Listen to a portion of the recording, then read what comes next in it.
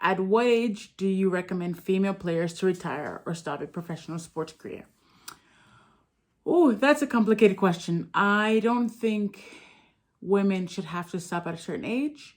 But I think they should stop when the end result no longer justifies the obligation or the time commitment or the sacrifice. I can give you a pure example, a personal example. Me, I stopped playing not because I was too old but because it wasn't worth it. The money wasn't worth it. The time wasn't worth it, and I needed to take actions that were going to make my life better in a quicker amount of time than if I were to keep playing.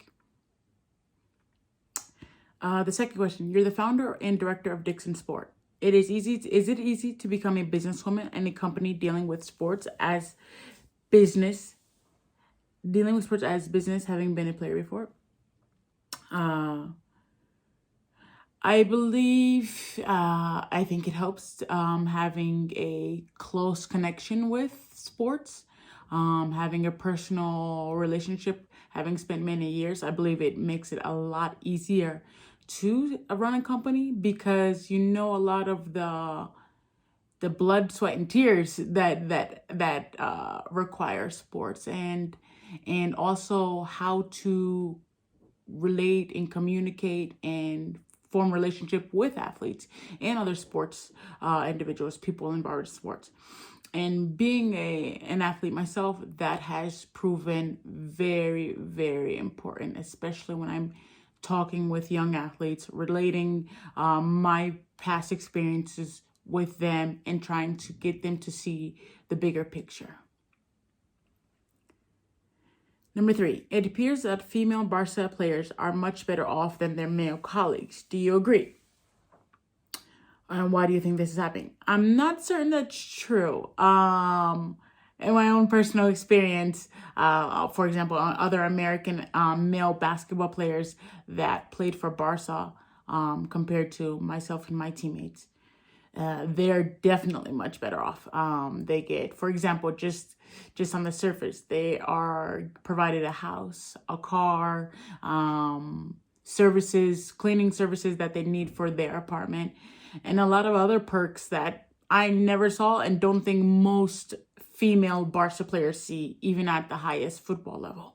I think in terms of longitude or longevity of their career, I think Barca females do last longer because there's not as high demand for win. So there's not as much pressure, which means that a person like me could stay on the team for 4 or 5 years, whereas a person playing on the men's side, well, if they don't produce and they don't perform and the team doesn't win, well, they get the boot very quickly. But I think that's why it's more of a necessity or demand to win. And while Barca female teams want to win and need to win, the expectation isn't as high. Number 4, what do you think of the salary gap that exists between female and male players? So I try to be very pragmatic. I try to be very realistic. I understand that a big portion and a big reason why men get a bigger salary is because they're revenue sports. People come to watch them play. People come to watch them do, and that's just not the same with women athletics. Women don't create the revenue for a lot of clubs and their sports as men do, and that's normal. And I understand that. But I don't believe that the gap should be as big as it is, as large as it is, especially in a lot of sports that are Olympic sports that women dominate, even more so than men. I think that gap is just a reflection of the type of society we continue to live in, a patriarchal society that says men are better than women and they deserve more. I don't agree with it. I think it was a huge determining factor as to why I stepped away from playing the sport, because at the end of the day, for me, it was going to be a battle I lose. There's not enough time in the world to close that gap in which I personally would benefit Number 5. Some people think that these differences are due to the players not providing the public with the same game. Do you agree? Yes, in a way I do agree. Like I said, I think there's a lot more entertainment value, entertainment factor in men's sports just because of the physicality, just because of athleticism, the biological and physiological difference between men and women. That's true. But these women have dedicated their lives to this sport, and they're representing their countries, they're representing their teams, their clubs, and that has value. And so, no, I don't believe the money gap should close completely, but I believe there should be made conscious efforts to shorten the gap, because at the end of the day, women are sacrificing the same amount of time, same experiences, same social life, and yeah, they're not being compensated for that sacrifice the same way that men are. Number 6. Which is Dixon Sport's policy related to climate change and gender issues? Does it take them into account? Well, that's a heavy question. I'm going to be honest. In most instances, climate change we don't take into consideration that often. We are a company that we don't travel often. We don't buy a lot of merchandise. I think what we do more directly is we're conscious about our recycling, our equipment usage. When we have extra material, we continue to use that, and that's a really small example of what we do to try to minimize our footprint. But I'm going to be honest, as a business policy, as a business model, we don't directly take climate change into consideration. But our actions as a group and our social and our climate change awareness just is representative of the staff and people that we have on board. They are just very conscious of the environmental impact our actions have. And so we try as much to incorporate our ideologies into this project. Gender issues. Whoa, that's another one. Well, what I've noticed and what I've experienced is that female athletes, at least here in Spain, don't want to play basketball in the summertime. It has been incredibly difficult for us to connect with the female athlete market. Largely because of the different interests. When it comes down to our project, is a project that happens during the summer, and therefore it's been really hard to connect with female athletes. We don't directly take on gender issues either, but we continue to involve and try to involve female athletes in all of the activities that we do. A lot of times we're not successful, but we continue to do so. And I think that's one of the important factors of gender issues and addressing gender inequalities is identifying a problem and continuing to be persistent. Even though we're not successful, being consistent is really important in this fight. Why did I study politics? Have I ever considered to run for an election? I studied politics. I'm sure most of you know of the American president, Barack Obama. I grew up watching him being run for the presidency. I also grew up in an era where American politics was very volatile, and my mom made my family, my brothers and I, and my siblings and I watch American politics because she wanted us to be well informed. And because of the 2000 until 2008 elections, 2000, 2004, 2008 elections, it was a time when I was really growing up to find my identity and find my interests. And apart from sports, it was politics. And so it seemed like the correct thing to do when I went to university and what I went to study in university. And so that's why I studied politics. Do I ever feel like I will consider running for an election? No, at least not in the U.S. Because I realized that the U.S. is really, really brutal, and they just delve into your personal life so much and too much, and your your family is susceptible to be ostracized, and your children, and it's something that I don't want to subject anyone that I care and love about. I don't think it's worth it. I really don't. Excuse me. Number 8. What does Dixon Sports program for young students focus on? So we focus on providing these young athletes, student athletes, tools to increase and optimize in their educational success. Really, sport is a fantastic way to learn, to grow, to develop, and we want them to use it, and through our program to get to be the best of themselves, to arrive to be the best of themselves with what we provide and the experiences that we give. That's essentially what our program is focused on, helping them to be the best person they can be, the best athlete they can be, and become the best leader they can be years down the line. What would you say to girls that want to become professional athletes? Oh, I love this question, and I'm going to be brutally honest. I've thought about it. If I have a daughter, what sport would I want her to play, and why? And while I love basketball and I spent the majority of my life playing it, I really would not want my daughter to play basketball because, as I said, the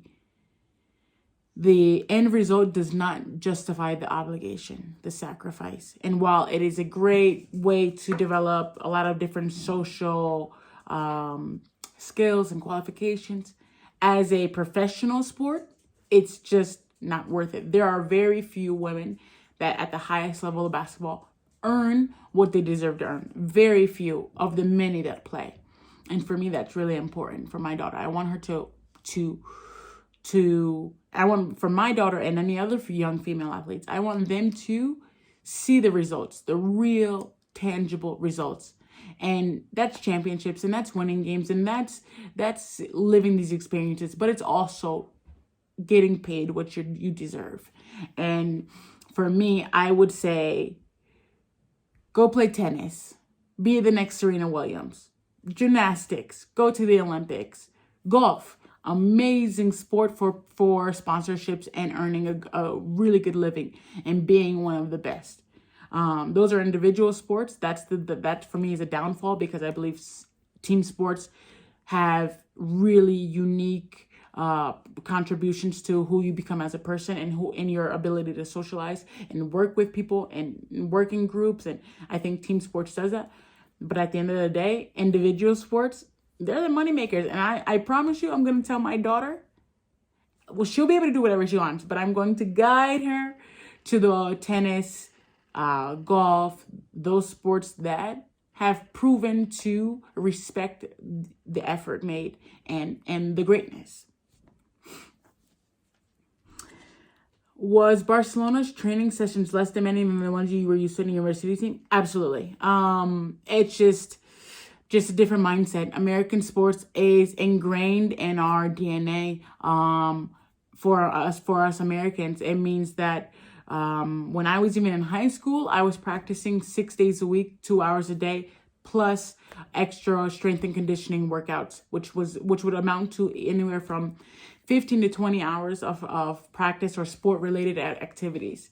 And Barca wasn't that. It was an hour and a half, 2 hour practice if we were lucky, and 3 or 4 times a week.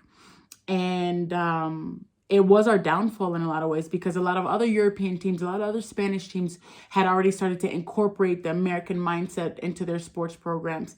And so when it came to us competing, we were always a few steps lower in terms of preparedness, and just because we hadn't yet to incorporate that American mentality of sports and preparation. Okay. Number 11. Through Dixon Sport, young Spanish players can gain visibility with the ultimate goal of joining teams in the U.S. How exactly can your company help athletes achieve this goal? That's a fantastic question, and it's the crux of what we do. Our goal is to make sure that players go to the US, not because it's their dream, but because it's the right fit for them. And so one of the biggest things that we do is we offer a recruiting service that evaluates their player profile and their student athlete profile to make sure that where they're at in the US, if they're able to go to the US, is the right place for them and where they're going to have the most success and best development, personal individual development. While it's their goal to gain visibility, we need to make sure that they're in the place where they're going to be seen, to be visible, no? So it's one thing is to just place a kid in a school just because. But my goal is to make sure that wherever they are, they're one of the top players. They stand out the most. They stand out as a student athlete as well. So they're academically very successful. So for many players, that takes a personal evaluation, a very, very detailed review of who they are as a person, as a player, as a student. With that evaluation that we do, then I'm able to put them in the right place. And that for me is the goal, that not only are they succeeding, but they're also happy and they're also doing well and successful. Number 12. Do you think that the teenager can fulfill his or her dream of being an American basketball superstar by joining your project, and why? I'm gonna be honest. Well, let's define what American basketball superstar is. If that's the players that are in the NBA right now, the 99% of my players are not going to be that American basketball superstar. But that's not our goal. Our goal and the goal of themselves and their parents is to receive an education, play basketball at the highest level they can, and help to construct their own future through the experiences that we're able to help them and the experiences and opportunities that we're able to help them obtain, right? So like I said, I don't think, at least in my client base as of now, we have any NBA players. I may be wrong because they're still young and a lot of them have an incredible work ethic. But our success is that they go to the US, they finish high school, they receive a full academic scholarship to a university in the US, and they graduate. That's what we describe as a success story. And we have them each year, and each year we're growing to having more and more kids receive a scholarship and play at a high level in the US. So again, American basketball superstar, probably not, but graduate from a really good university and go on to carry on to have a good profession, most definitely. Question 13. This year, Mireia Rodriguez has become the first woman to join a men's handball team. Do you think mixed competitions are close to happening? Is it possible to have mixed gender teams in every sport? I think it depends on the sport. So in that regard, I would say I don't think it's possible, just because the physicality of certain sports can put women at danger. And I think that's not something we want to see. Of course, sports like handball, tennis, golf, these types of no contact or little contact sports, I do believe there's an interesting element of mixed competition. And I think that is really interesting to see and inviting to see. And I would encourage more teams that have the capacity within these sports to do so, just because it provides a more equal playing field for men and women in terms of the expectation, the obligation, the sacrifice, and at the end of the day, I believe also the money. Last question. Do you think that having some college degrees has been useful in your career? Oh, absolutely. I think it's helped me to realize where I excel, where my education has really provided me with the tools to do well. And also, I think it's really important to continue to educate yourself and to grow in your studies. I think that's important in any field. to just continue to educate yourself. And it doesn't have to be a college degree. It can be a vocational or trade certification, and you just keep developing in your knowledge and deepening your understanding of the subject. I think it's been helpful to me because I've been able to navigate the world of business and the world of sports, having had a sports degree, a sports master's degree. I think my political science degree doesn't help me so much, but the classes that I did within that degree have helped me. For example, international relations, public policy, those are really important to what I'm doing now, and how I develop my projects and how I communicate with different countries. And so that, yes, that has been helpful. Okay, guys, that's all of the questions. I want to again apologize for the tardiness of receiving them, but I really appreciate them. They were fantastic questions, things that I haven't thought about in a while, but I think are really important for the sports and business industry. And I think you guys did fantastic. So thank you very much. See you later.